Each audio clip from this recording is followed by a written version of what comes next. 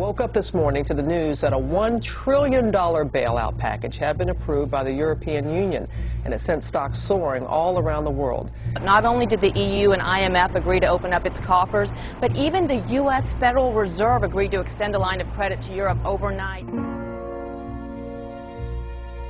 Deadly riots breaking out in Greece over the government's plan to avoid defaulting on its loans. And just last night, the Fed made a particularly important bailout decision.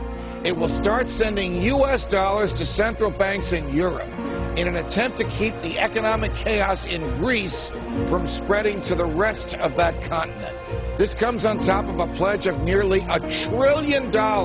Could this kind of thing happen here? Could what we're seeing in Greece and California happen on a nationwide basis here?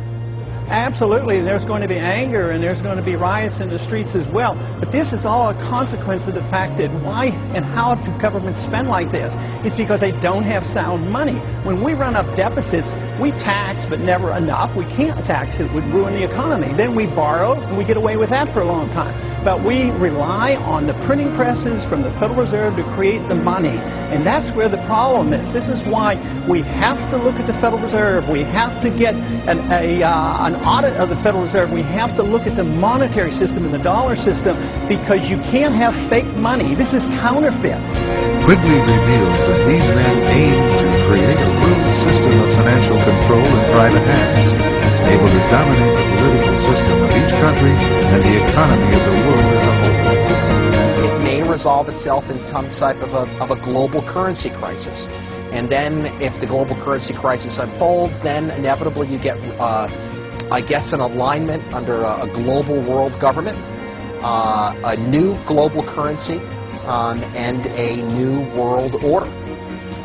So we may be moving towards that. I think that a kind of orderly progression towards using other reserve currencies, maybe the creation of one by the IMF, is something that, whether the U.S. likes it or not, I believe is likely to happen. Now the UN is backing a plan to change all of that and create a new global currency. We're actually quite open to that suggestion, but you should think of it as rather evolutionary, building on the current architecture rather than moving us to global monetary union. Good evening, everybody. President Obama and British Prime Minister Gordon today calling for a new world order to tackle our global economic crisis.